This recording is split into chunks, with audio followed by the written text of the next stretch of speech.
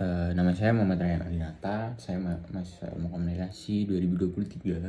Saya di sini ingin menjawab pertanyaan-pertanyaan ujian akhir semester dari Profesor Ahmad Triantono terkait mata kuliah teori public relations. Nah, langsung saja ke soal yang pertama. Soal yang pertama adalah sebutkan beberapa asumsi-asumsi teori framing. Nah, teori framing sendiri menurut Berger dan Lachman pada 1966, framing dalam public relations berkembang atas dasar paradigma konstruktif sosial yang mengartikan realitas sebagai hasil negosiasi makna antara berbagai aktor sosial. Nah, dalam penjelasan framing ini, Profesor Ahmad Triantono menggambarkan ada 4 lapisan paradigma framing di Asia Tenggara dalam bukunya Teori Public Relations, Perspektif Barat dan Lokal. Yang pertama adalah lapisan kognitif atau yang bisa disebut proses seleksi informasi. Kemudian yang kedua, lapisan kultural atau sekedar nilai-nilai lokal. Yang ketiga adalah lapisan politik atau hubungan dengan kuasa. Yang keempat adalah lapisan teknologis atau platform media yang digunakan untuk proses framing tersebut. Nah, kemudian asumsi selanjutnya adalah bahwa framing bersifat adaptif, di mana framing ini harus menyesuaikan dengan lingkungan sekitarnya. Nah, kemudian asumsi selanjutnya adalah framing ini kontekstual dan multidimensional. Dalam analisisnya, Profesor Triantono framing ini memiliki segmentasi sendiri, seperti framing emosional diterapkan pada masyarakat umum, framing bertajuk spiritual untuk masyarakat religius, dan framing teknis untuk kalangan atas atau pembuat keputusan. Nah, untuk soal yang kedua adalah jelaskan cara-cara menerapkan teori framing public relations dalam penelitian dan praktek. Nah, untuk dalam penelitian sendiri, framing bisa diteliti untuk sekedar bagaimana framing akan berdampak, bagaimana framing itu akan dilakukan. Kemudian proses framing yang dimana efektivitas mereka pada segmentasi tersendiri dan bagaimana analisis framing itu bekerja. Nah, untuk prakteknya sendiri, framing ini sudah terjadi sering sekali di masyarakat. Nah, dalam prakteknya sendiri, Kepala Dinas Komunikasi dan Informasi Provinsi Jawa Tengah itu melakukan sebuah webinar atau sebuah pengajaran bagaimana framing yang bagus untuk di media atau di Dinas Komunikasi dan Informasi gitu. Nah, kemudian yang ketiga adalah jelaskan asumsi-asumsi dasar teori image restoration. Nah, teori image restoration sendiri artinya adalah teori yang bersifat untuk mengembalikan nama baik atau nama citra dari sebuah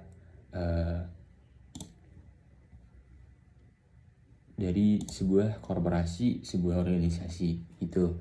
Nah, asumsi yang pertama adalah bahwa studi komparatif dari Profesor Triantono menjumpai dalam 20 permintaan maaf korporasi formulasi responsibility remorse restitution harus ditambahkan spiritual reconciliation jika diterapkan di Indonesia. Nah, karena apa? Karena spiritual reconciliation itu menjadi bagian dari masyarakat. Kemudian terdapat asumsi keseimbangan. Nah, asumsi ini menjelaskan bahwa sebenarnya dalam teori image restoration dibutuhkan sebuah mungkin bisa dibilang ukuran dari awal bagaimana nama tersebut turun, kemudian nama tersebut atau citra tersebut harus dikembalikan seperti bagaimana mereka diturunkan, seperti itu. Nah, kemudian pada soal selanjutnya jelaskan cara-cara menerapkan teori dari image restoration dalam penelitian dan praktek. Nah, dalam penelitian sendiri, beberapa penelitian itu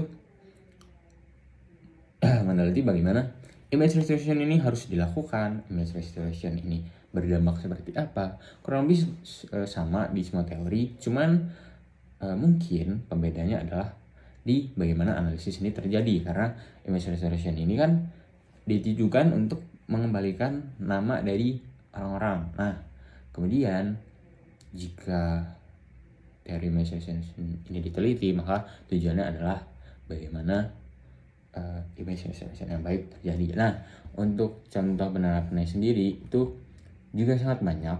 Nah,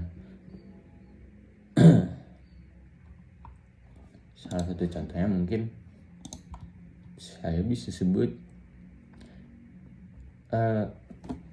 sangat banyak sekali korporasi yang sudah menggunakan, dan image restoration dalam praktik ini sangat berfungsi dengan baik karena sudah banyak korporasi yang menggunakan. Seperti contohnya, salah satu contohnya, contoh konkretnya adalah pada perusahaan Oreo yang dilansir memiliki bahan-bahan berbahaya menggunakan teori image restoration yang kemudian mengembalikan nama mereka. Kemudian pada salah satunya adalah jelaskan makna informasi berdasarkan teori informasi menurut Shannon and Weaver. Nah, berdasarkan penelitian tersebut, jelaskan beda informasi dan berita. Jelaskan apa hoax itu berita atau informasi menurut penelitian teori informasi ini. Nah, informasi sudah menjadi sebuah kebutuhan dari seluruh masyarakat. Nah, dari Shannon and Weaver sendiri, ini mengembangkan teori informasi yang mengupas secara menyeluruh tentang informasi pada komunikasi.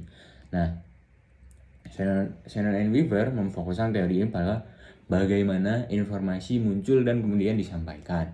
Teori ini ada pada bagaimana informasi muncul kemudian disampaikan. Menurut teori ini, informasi dapat diartikan sebagai cara mengukur seberapa terkejutnya seseorang setelah mendapatkan sebuah informasi tersebut atau sebuah hal yang baru. Nah, informasi sendiri itu seperti Shannon and Weaver jelaskan adalah sesuatu yang baru dan mengejutkan seseorang. Kemudian kalau berita, nah berita adalah mungkin bisa dibilang hal yang sama, tetapi berita harus diverifikasi dan terdapat tanggung jawab moral dan tanggung jawab pembuktian dari pemberitanya. Nah, kemudian hoax bisa masuk ke berita atau ke informasi. Hoax dapat dikategorikan ke informasi karena hoax tidak akan lolos dari proses verifikasi berita, dan berita pun memiliki tanggung jawab sosial atau tanggung jawab moral di mana mereka harus memberitakan sesuatu yang konkret atau dapat diverifikasi. Nah, kemudian pada salah selanjutnya, jelaskan apa itu metateori public relations. Jelaskan perkembangan public relations dari entitas praktek menuju entitas kajian ilmiah atau ilmu, termasuk mengaitkan public relations sebagai ilmu dalam konsep paradigma Kuhn.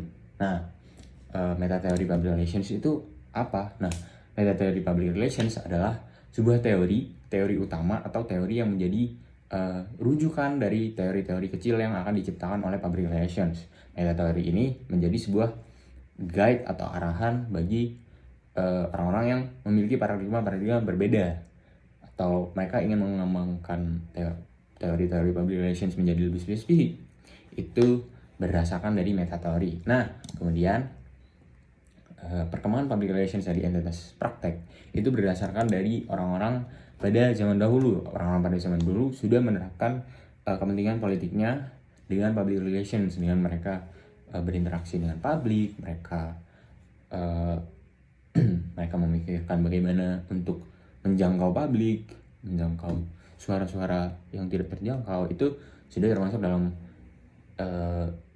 praktek entitas dan kemudian dikembangkan semenjak revolusi industri.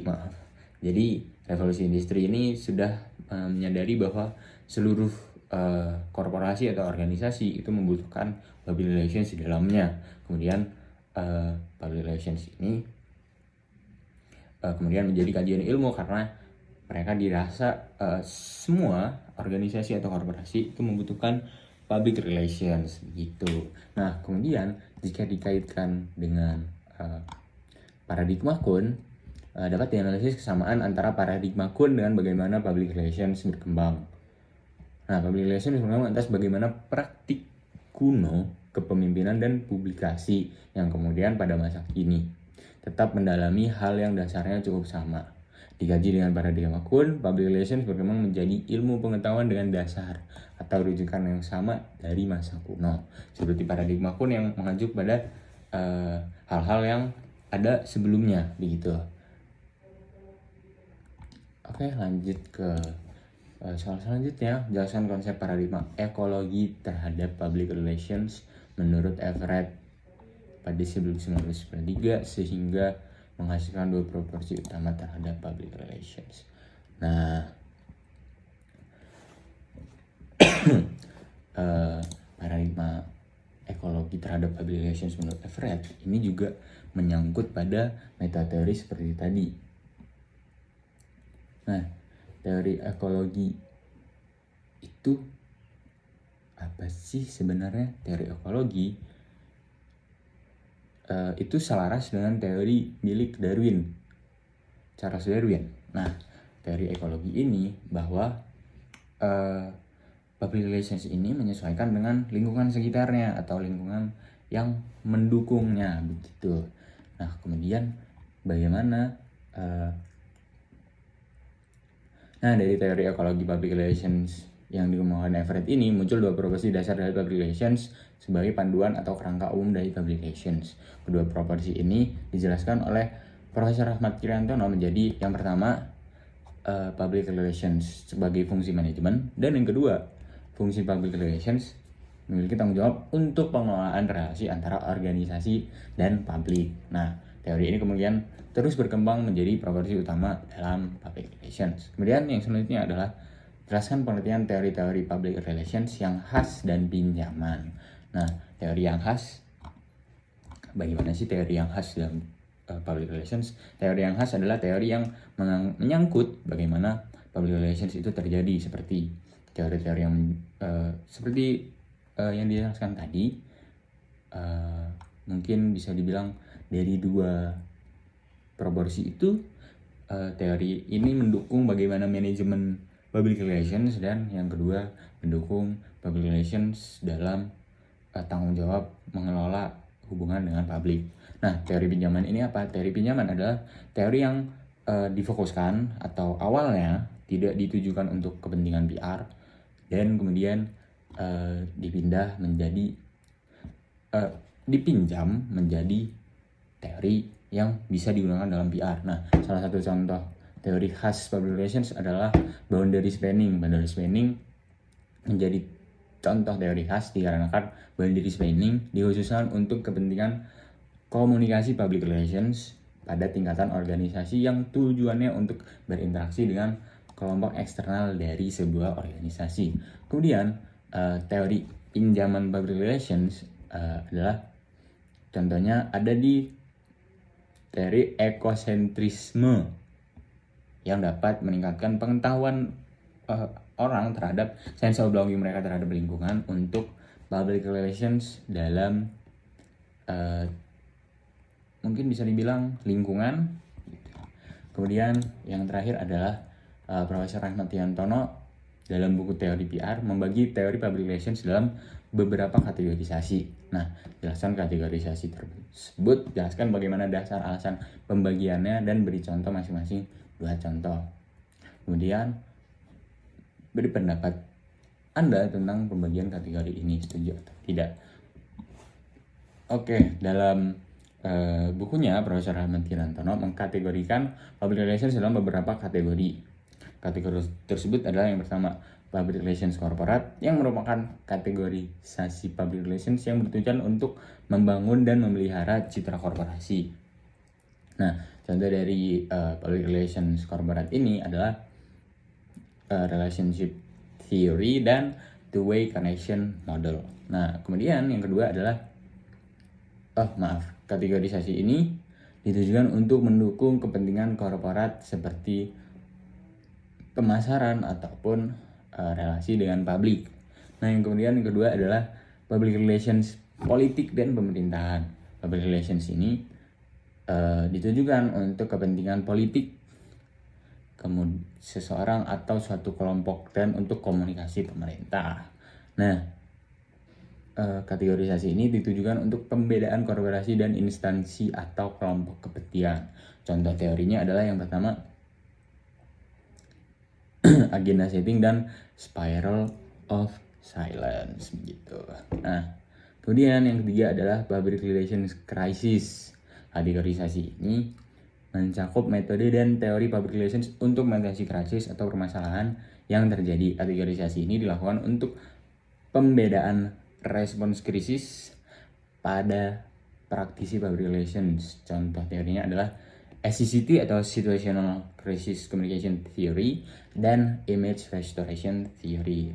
Nah, untuk pendapat saya setuju atau tidak, saya sangat setuju dengan teori ini karena dengan kategorisasi ini, karena menurut saya kategorisasi ini akan memudahkan baik dari praktisi public relations atau pada pelajar-pelajar yang ingin mempelajari lebih dalam public relations. Nah, mungkin sekian video yang bisa saya buat terkait jawaban saya pada ujian akhir semester dari Prof. Rahmat Kriantono. Terima kasih sudah memperhatikan, terima kasih sudah melihat video ini. Assalamualaikum warahmatullahi wabarakatuh.